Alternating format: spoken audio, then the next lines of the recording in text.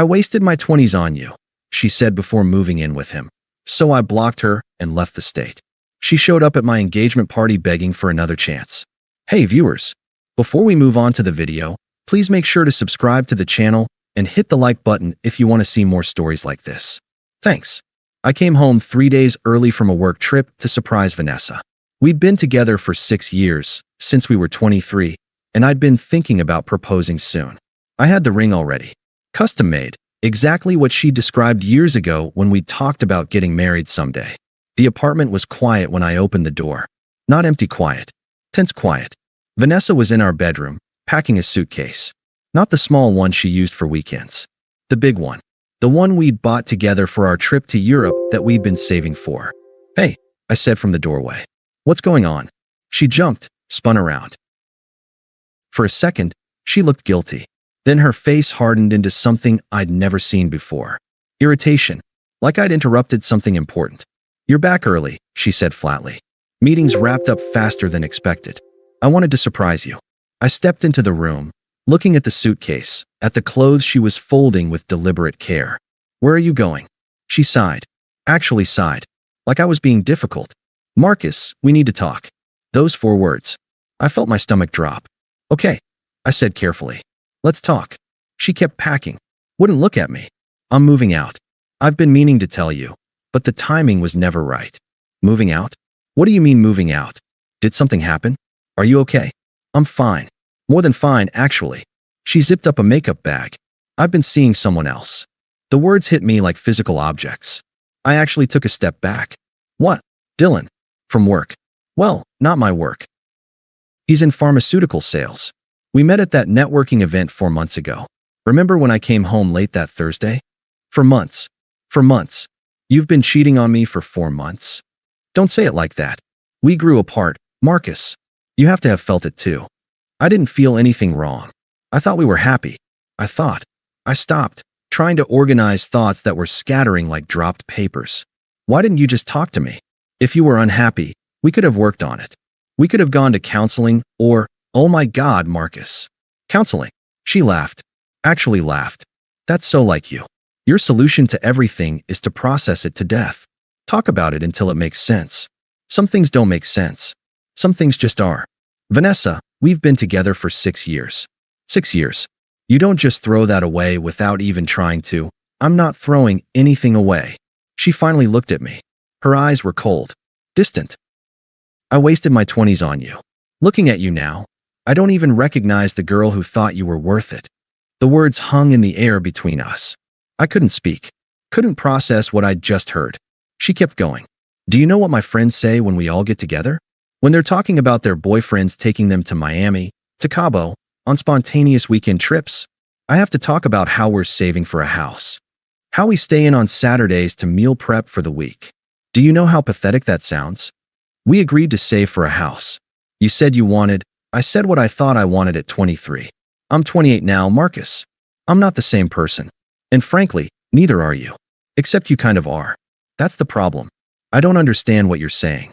I'm saying we go to bed at 10 p.m. on Saturdays. Dylan actually knows how to have fun. He's spontaneous. He's exciting.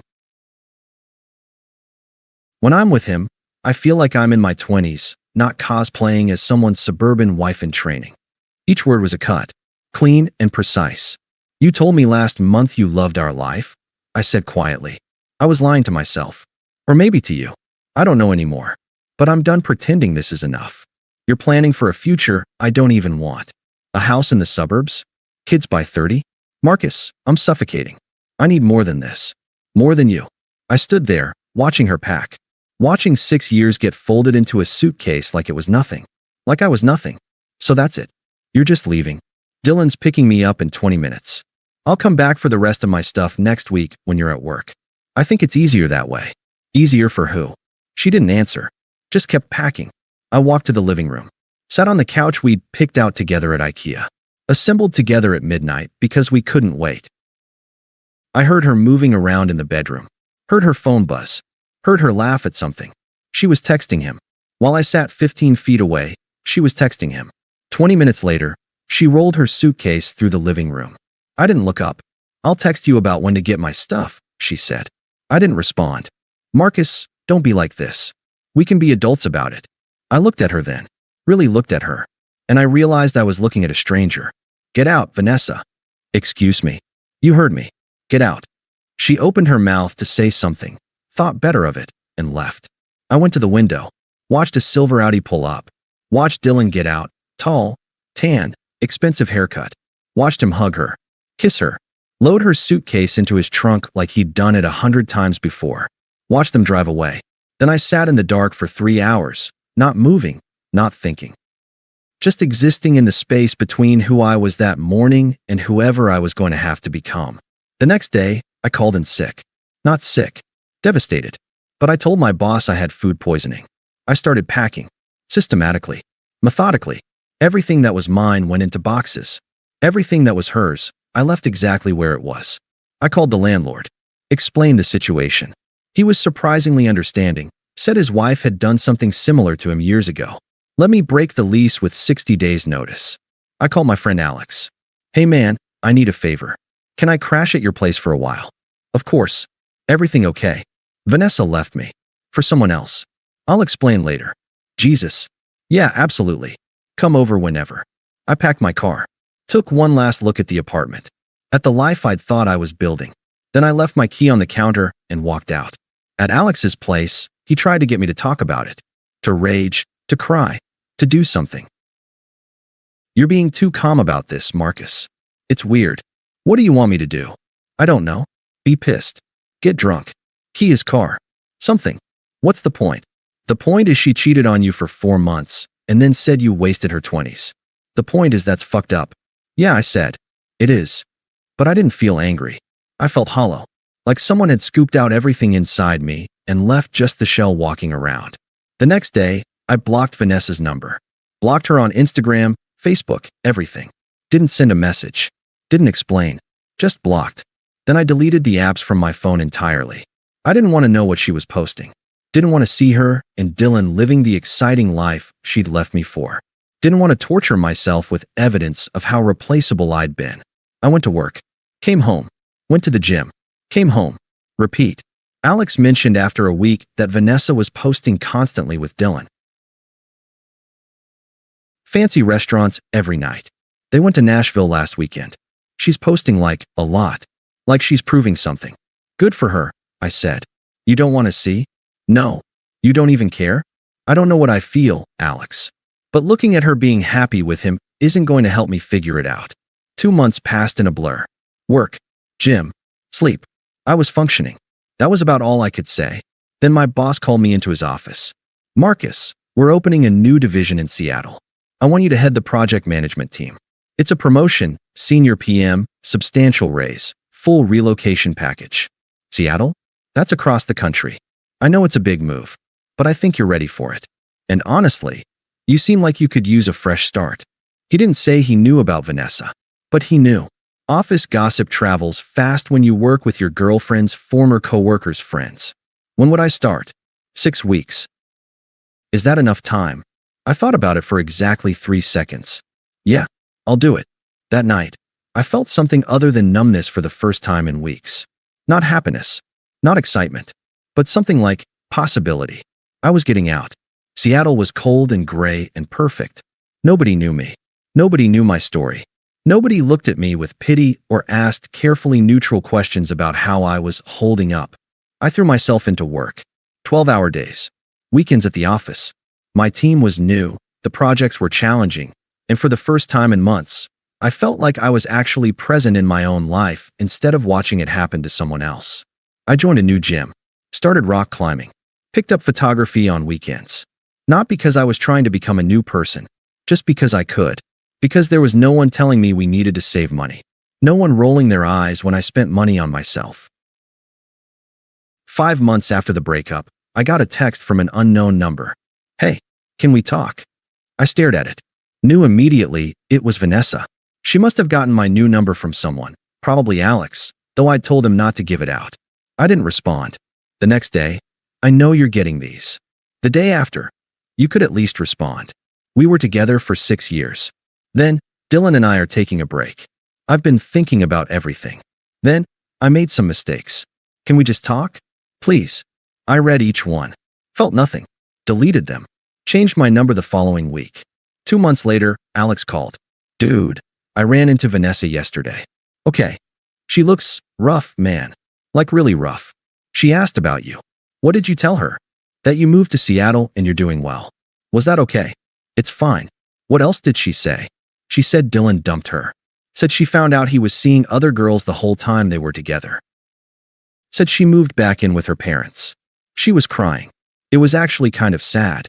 That's rough, I said, and meant it, in the same way I'd mean it hearing about a stranger's bad luck. That's it. That's all you've got. What do you want me to say, Alex? I don't know. Something. She destroyed you. And now she's destroyed. I thought you'd feel something. I feel bad for her. But that's not my problem to solve. She asked for your number. Don't give it to her. I didn't. But Marcus, she's really messed up. I think she realizes what she lost. Good.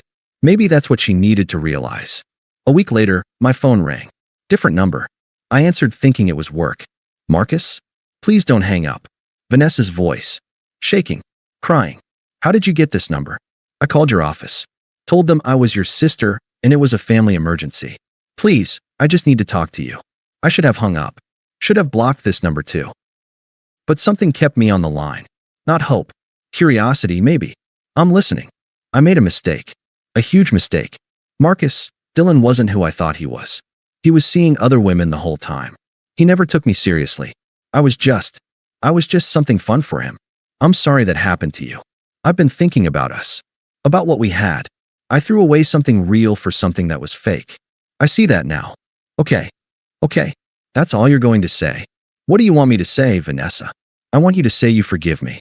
I want you to say we can try again. That we can fix this. I'm seeing someone. Silence. Long enough that I thought she'd hung up. You're what? I'm seeing someone. Her name is Sarah. We met through work. It's been 10 months, Marcus. You left me for someone you'd been with for 4 months. 10 months seems reasonable. This is different. We were together for 6 years. You can't just replace that. I'm not replacing anything.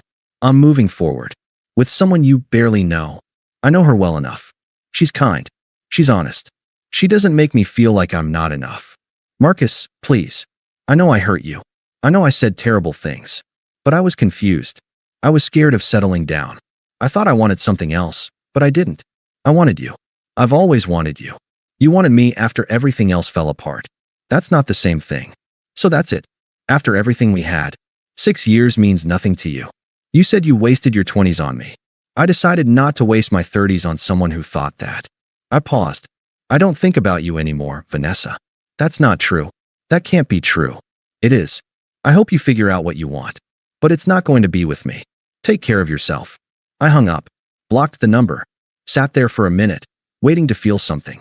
Guilt. Regret. Satisfaction. But I just felt tired. For months later, Vanessa's mom called. I almost didn't answer, but some old reflex kicked in. I'd always liked her mom.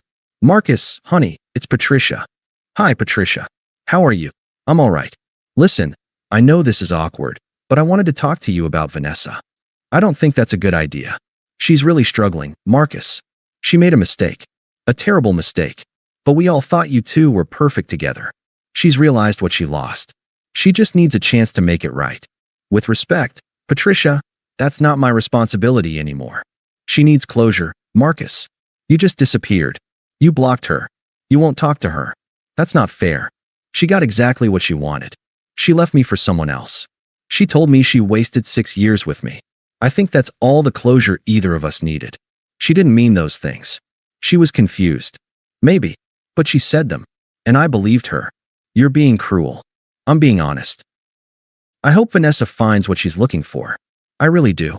But it's not going to be with me. Take care, Patricia. I ended the call. The next week, her best friend Hannah messaged me on LinkedIn. Apparently one of the few platforms I hadn't blocked her on. You're being really cold. She knows she messed up. Everyone makes mistakes. The Marcus I knew would have at least given her a chance to apologize properly. I blocked her too. Then came the email. Long single-spaced. Sent at 2:47 a.m. It started apologetic. How she'd made the biggest mistake of her life. How she thought about me every day.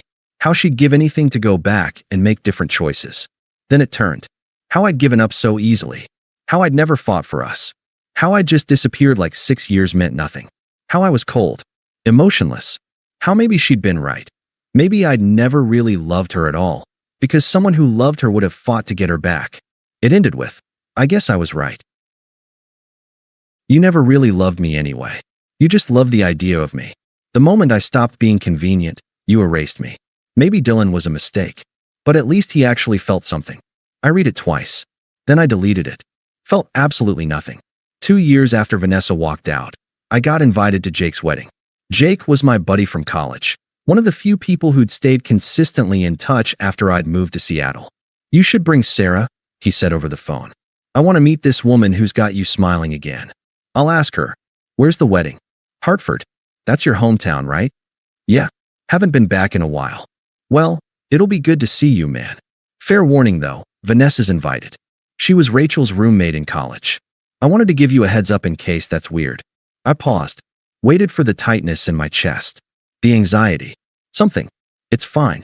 That was a long time ago. You sure? Yeah, I'm sure. And I was. Sarah and I flew out the weekend of the wedding. She'd met most of my Seattle friends, but this would be her first time meeting people from my old life. Are you nervous? She asked on the plane. About seeing Vanessa? Not really. Not even a little. Honestly, I'm more nervous about you meeting Jake. He's going to tell you embarrassing stories about me from college. She squeezed my hand. I already know you're a dork. Your college friend can't make it worse. This was what I hadn't known I was missing. Easy. Comfortable. Someone who made me laugh without trying. Someone who chose me every single day, not because I was convenient or safe, but because she actually wanted to. The engagement party was the night before the wedding. Open bar, fancy venue, all of Jake and Rachel's friends mixing together. Sarah looked incredible. Black dress, hair done, smiling at everyone like she'd known them for years. I introduced her around, caught up with people I hadn't seen in years. I didn't see Vanessa at first. Wasn't looking for her. Then I went to get drinks, and she was there. At the bar. Alone. She looked diminished. That's the only word for it. Thinner. Tired. Her dress looked expensive, but somehow wrong on her. Like she was wearing a costume. She saw me. Her face did something complicated. Hey, Marcus. I turned. Genuinely surprised. Vanessa. Hi. Silence. Awkward and heavy. You look good, she said finally. Thanks. You too. Lie. But what else do you say? How have you been? She asked. Good. Busy with work. You. I'm okay. Better than I was. I'm actually doing PR for a startup now. It's small, but it's something. That's good. More silence. I got my drinks from the bartender. Is that? She nodded towards Sarah, who was laughing with Jake across the room. My fiancée, Sarah? We're getting married in the fall. I watched her face. Watched something in it break. Oh, that's wow. Congratulations. Thank you. That was fast. 2 years isn't that fast. Right. Of course. I just meant, she stopped. Started again. I wanted to say I'm sorry. For how things ended. For what I said. I was really awful to you. It was a long time ago. Was it really? Sometimes it feels like yesterday. I didn't know what to say to that. Do you ever think about us? She asked quietly. About what we could have been. I looked at her. Really looked at her. And I tried to find something. Some remnant of what I'd felt. Some echo of the person I'd been when I'd loved her. Nothing. Not really, I said honestly. That person you dated doesn't exist anymore. I think about it all the time. About you. About how stupid I was. Her voice cracked. I threw away the best thing I ever had, Marcus. I know that now. I knew it the day Dylan left. I knew it every day after. I was so stupid. You made a choice. We both did. I don't blame you anymore. But do you forgive me? I thought about it. Really thought about it. Yeah, I said. I forgive you. But that doesn't change anything. It could. We could try again. We could. Vanessa, no. Why not? You forgave me. You just said, forgiving you doesn't mean I want you back. It means I stopped carrying what you did to me. That's for me, not for you. So that's it. You're just done? After everything we had. Sarah appeared at my elbow then. Perfectly timed. Hey, babe. Jake wants to do a toast soon. She smiled at Vanessa. Hi, I'm Sarah. Vanessa stared at her. At me. At Sarah's hand on my arm. Vanessa, she managed. We used to date. Oh. Sarah's smile didn't falter. It's nice to meet you. They shook hands. I watched Vanessa's face as she took in Sarah. Watched her see what I'd found after her. Someone who looked at me like I was exactly enough. Someone who lit up when I walked into a room. Someone who'd chosen me and kept choosing me. "We should get back," I said. "Good to see you, Vanessa. Take care of yourself." I took Sarah's hand and walked away. Didn't look back. That night, Sarah asked me about it. "That was her, wasn't it? The one who left you?" "Yeah.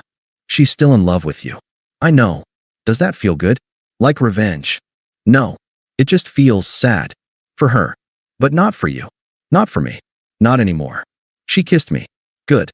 Because you're stuck with me now." "Lucky me," I said. And meant it. The next day was the wedding. I was a groomsman, so I was busy most of the day. Saw Vanessa sitting at a table on the bride's side during the ceremony. Saw her watching me during the reception. I danced with Sarah. Laughed with Jake. Gave a speech about friendship and finding the right person being worth the wait. Never looked at Vanessa once. Not out of spite. Not out of some calculated power move.